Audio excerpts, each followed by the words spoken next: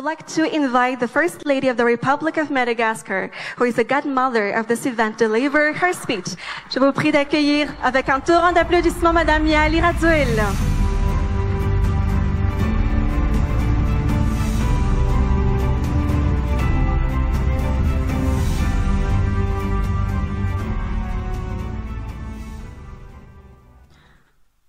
Monsieur le ministre de la Santé publique, Monsieur le vice-président de l'Assemblée nationale, Mesdames les membres du gouvernement, Madame la directrice exécutive de l'ONU-SIDA, Mesdames et Messieurs les membres du corps diplomatique, chers partenaires techniques et financiers, Mesdames et Messieurs les chefs de délégation, chers participants à ce colloque, médecins, chercheurs, société civile, et tous les acteurs de la lutte contre le VIH-Sida de toute la région de l'océan Indien.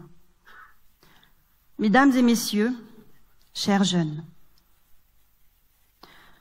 nous sommes réunis ici aujourd'hui pour aborder un sujet d'une importance vitale, le VIH-Sida. Ce virus continue de toucher des millions de vies ici à Madagascar et dans toute la région de l'océan Indien. À l'occasion de la 20e édition de ce colloque, je souhaite la bienvenue à toutes les personnalités venant des îles Sœurs, ainsi qu'aux représentants des organisations internationales, les partenaires techniques et financiers qui ont répondu présents. Votre engagement montre l'importance que vous accordez à cette cause essentielle. Je tiens à remercier les organisateurs de cet événement qui ont œuvré sans relâche pour faire de cette rencontre une réalité. Grâce à votre implication, nous avons un espace précieux pour échanger et renforcer notre action collective. Je salue également le travail remarquable de l'ensemble des médecins et chercheurs qui sont en première ligne dans la lutte contre le VIH. Vos efforts nous donnent l'espoir d'un avenir meilleur. Le thème de notre rencontre, résilience, collaboration régionale et innovation dans la lutte contre le VIH, nous appelle à agir avec détermination. Le VIH, ou virus de l'immunodéficience humaine, est un virus qui s'attaque à notre système immunitaire, affaiblissant nos défenses naturelles contre les infections. Lorsqu'une personne est infectée, le virus fragilise son corps, le rendant vulnérable à d'autres infections et maladies graves. Si le VIH n'est pas traité, il peut évoluer vers le sida, syndrome d'immunodéficience acquise, un stade avancé de l'infection qui peut être fatal. Mais il existe une bonne nouvelle. Des traitements antirétroviraux permettent de contrôler l'infection et de mener une vie de qualité. Le VIH n'est pas une fatalité si nous avons les moyens de le dépister et de le traiter à temps. Comprendre comment le VIH se propage est fondamental pour mieux se protéger et protéger nos proches. Le virus se transmet principalement par 3 voies. D'une manière générale, le VIH se transmet lors de rapports sexuels non protégés avec une personne infectée. Ici, le préservatif joue un rôle crucial. Utiliser un préservatif est non seulement un acte de protection, mais aussi de respect pour soi-même et pour son partenaire. Le VIH se transmet également par voie sanguine, à travers le partage de seringues ou d'aiguilles contaminées, souvent observées dans des contextes de toxicomanie. Et enfin, une mère vivant avec le VIH peut transmettre le virus à son enfant pendant la grossesse, l'accouchement ou l'allaitement. D'où l'importance de dépister et de traiter les femmes enceintes. Les chiffres à Madagascar sont alarmants. En 2023, il est estimé que 74 000 personnes vivent avec le VIH, alors que seulement 20 000 cas sont officiellement répertoriés. Ce chiffre derrière lequel se cachent des vies humaines, des familles et des avenirs compromis, révèle un écart inquiétant qui témoigne de l'ampleur du défi à relever. De nombreuses personnes ignorent qu'elles sont porteuses du virus et souvent, involontairement, continuent de le transmettre par des rapports sexuels non protégés ou d'autres pratiques à risque. Cette situation exige que nous intensifions nos efforts de dépistage. Chaque personne qui connaît son statut a une meilleure chance de recevoir un traitement adapté. Nous avons tous un rôle à jouer dans la lutte contre le VIH. La sensibilisation est nécessaire pour éduquer la population et briser les chaînes de l'ignorance. Il est impératif d'encourager des discussions ouvertes et honnêtes sur la sexualité et la protection, que ce soit à la maison, à l'école ou entre amis. Ce n'est pas un sujet honteux, c'est une nécessité. Il est essentiel que les parents soient ouverts à ces discussions. Notre culture peut parfois ériger des barrières, mais il est temps d'encourager l'ouverture d'esprit.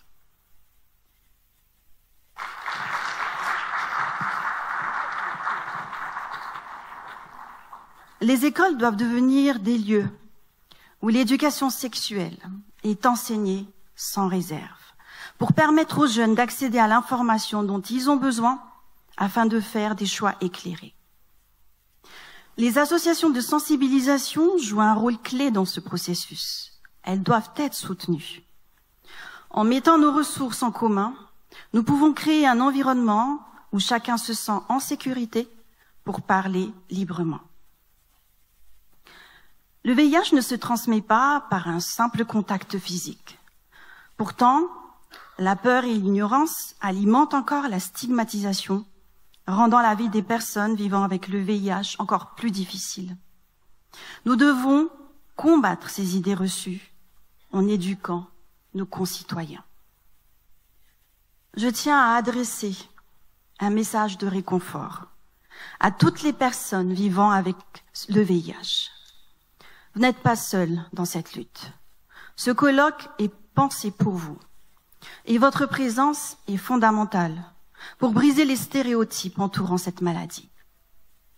En partageant votre expérience, vous montrez un courage qui peut inspirer d'autres à s'exprimer et à se faire dépister et à rechercher un traitement. Ensemble, nous pouvons bâtir un environnement où chacun se sent soutenu, respecté et valorisé. Chers partenaires techniques et financiers, je tiens à vous exprimer ma profonde gratitude. Votre soutien est d'une importance capitale dans notre lutte collective contre le VIH. Bien que nous ayons accompli de grandes avancées, il reste encore beaucoup à faire. Imaginez un instant le nombre de vies que nous pouvons transformer ensemble. Chaque jour, de nombreuses personnes vivent dans l'ignorance de leur statut sérologique. Et beaucoup ne reçoivent pas les traitements essentiels dont elles ont besoin. Nous avons une opportunité précieuse de renverser cette situation. En unissant nos forces, nous pouvons renforcer les infrastructures de santé, améliorer les services de dépistage et garantir que chaque personne ait la possibilité de connaître son statut et de recevoir le traitement nécessaire.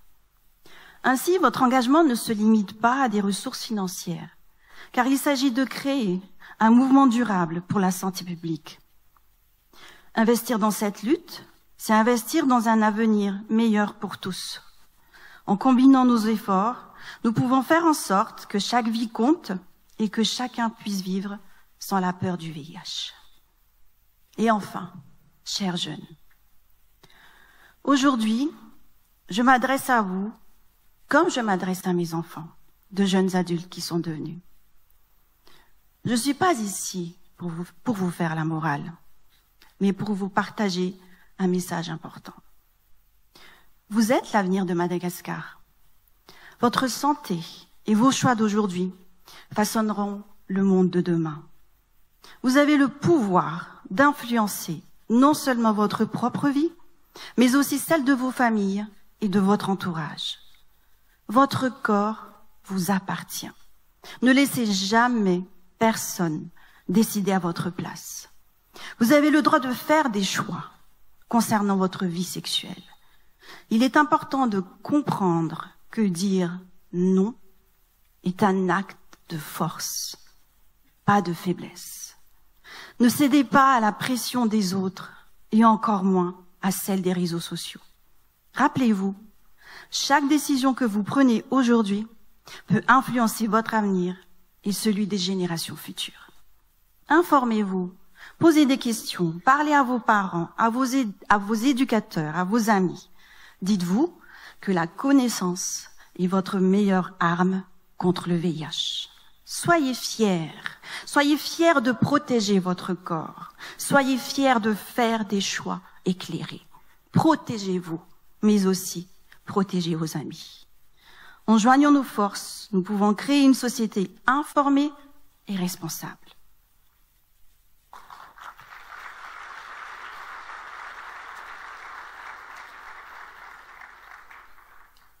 Mesdames et messieurs, chers jeunes, le VIH n'est pas une fatalité. Si nous faisons preuve de résilience, si nous collaborons au niveau régional et si nous innovons dans nos approches, nous pouvons stopper sa progression. Mais cela demande l'engagement de chacun d'entre nous. Nous avons le pouvoir d'agir. Et le moment d'agir, c'est maintenant. Ensemble, nous pouvons changer des vies. Ensemble, nous pouvons sauver des vies. Je vous remercie.